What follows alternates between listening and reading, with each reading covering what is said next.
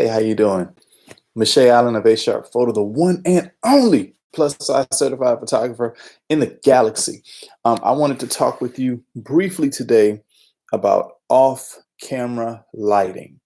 Um, when you start as a photographer, which is what we're accustomed to, so it seems like the sensible choice. But as you evolve and you develop, you learn that there are things that you need to light in a different way, and that is where off-camera lighting comes in. So, just what exactly is off-camera lighting? In a nutshell, it is exactly what it sounds like. You take light and you don't use the light on the camera. You use a light that is off of the camera to light your subject. Very on a most basic level, that's what it is. Why would you use off-camera lighting? If you didn't wanted to light something that was pretty far away from the camera, out of the reach of the pop-up flash, or if you wanted to use or change the direction of the light, things like that. That is why you would use off-camera lighting. So the gist of it is you would have like a receiver or a transmitter, pardon me, a transmitter on top of the camera. That's the only thing that would be on the camera. And that transmitter will communicate with your light or with your lights. That's really it. So setting it up is pretty basic. It varies from system to system.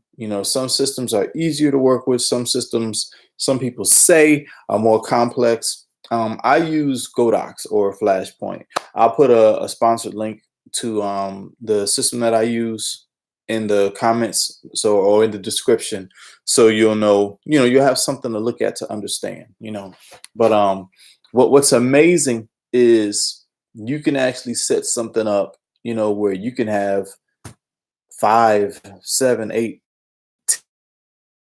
10 lights, just around a subject in many different ways. Or one thing people will do is, because speed lights are very, or flashes are very effective, very portable, but they don't always have the power that you want.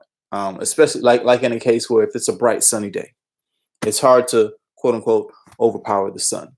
So a lot of times people will do something with speed lights where they'll use, okay, I'm not going to use one, I'll use 5 speed lights and I'll put them all at quarter power.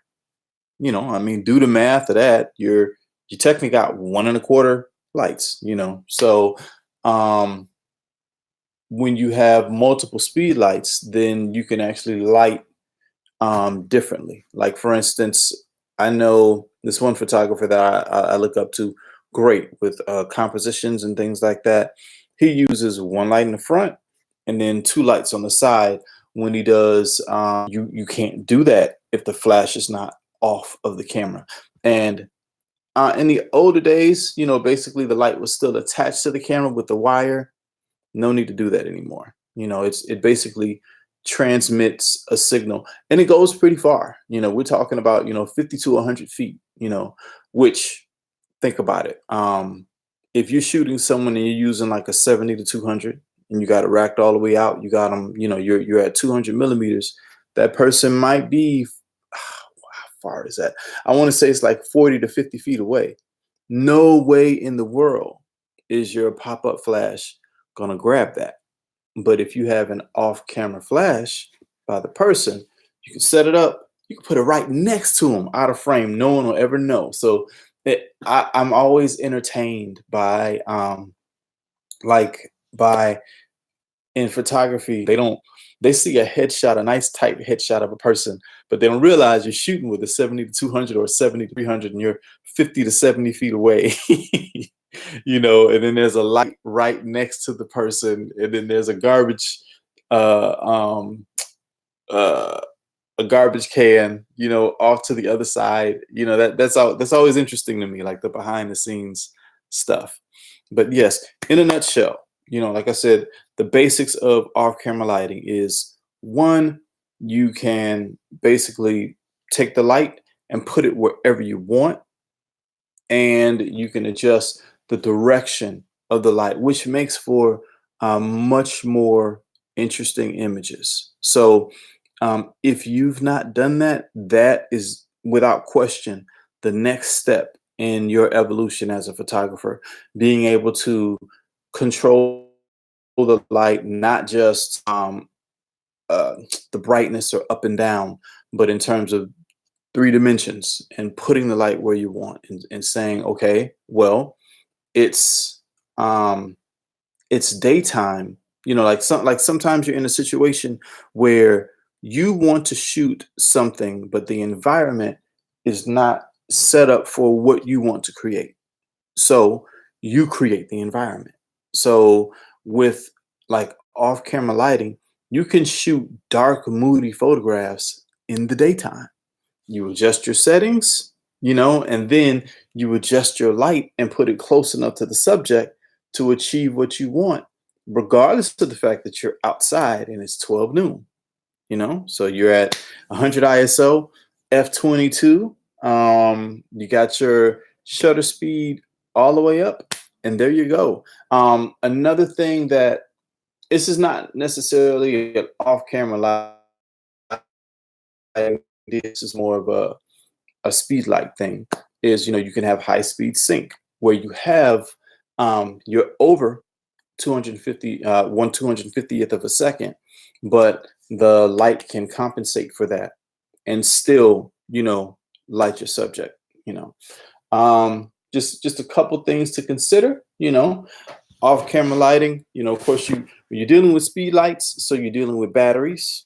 So I always recommend using rechargeable batteries. I can put links to, I like PowerX. PowerX are great. Say rechargeable batteries, don't go to the store and get whatever popular brand of battery is there. Those batteries are not spec'd for speed lights, and they'll get real hot. And what happens with speed lights is when they overheat, the speed light shuts down to protect it. So you can imagine how inconvenient that would be in the middle of a shoot, for your speed light to say, I need a 15-minute break. Like, no, no, we don't do breaks. What are you doing? So you get quality batteries that are specific for cameras for speed lights, to kind of avoid that issue. They even have like, and at the I use like I say, the Flashpoint. Not only do they have speed lights that you use with just regular rechargeable batteries, but they have speed lights that use lithium ion batteries, which last even longer. And that's pretty amazing. So it hits harder, lasts longer. And the last thing about the Flashpoint system that I like is the same trigger that triggers speed lights also triggers their strobes. That's a whole nother element. So speed lights, like I said, very portable, um, pretty powerful, but not always as powerful as you want. Strobes are much bigger. So speed light is like having a Celica, and a strobe is like having a Sequoia. So you got a car. The car can get you where you want to go. An SUV, you can put a lot of people in it. You can put stuff on top of it. You can carry things. You can tow all that. That's what a strobe is, and it uses the same trigger. So what's great is you can start with your speed lights, right? And you get a couple, and then you finally evolve, and you say, okay, I need punch. Like I don't want to use 8 speed lights. Like I like to shoot on the beach in the afternoon. I need something that is going to light my model in the daytime the way I want it. Strobe. And you can start mixing them. And because you're using the same product from the same manufacturer, for the most part, it should. The light temperature is going to match, and then because it's all the same thing, you're not going to have any type of misfires or lack of communication between the electronics. So at that point is the limit. You got the big strobe in front, you got speed lights, on the sides, game over.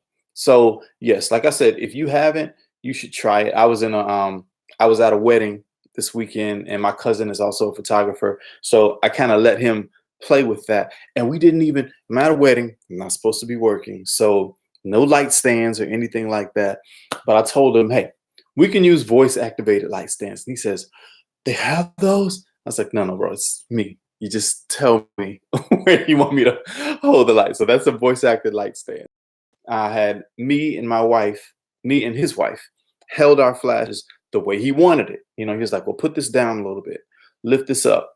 So even with that, you could honestly, if you were in a pinch and you needed to do something quickly, just to have off camera lighting, you can hold your camera here and you can hold the speed light the way you want it. Is that the best?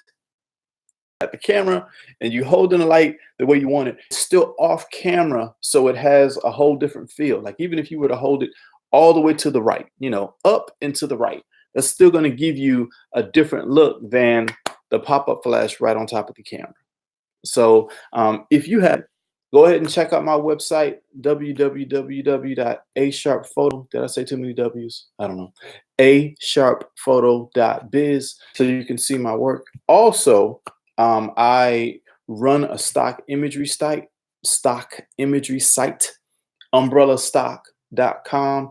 I will put a link into the comments if you want to be a contributor. We cover Black life. So what we do is if there are images that a lot of Black business owners and people who want to create Black content have a hard time finding Black lifestyle content, umbrellastock.com bridges that link, join the newsletter, and then you have all the information that you need to get it done there. So have a great day. Eyes up, stay sharp.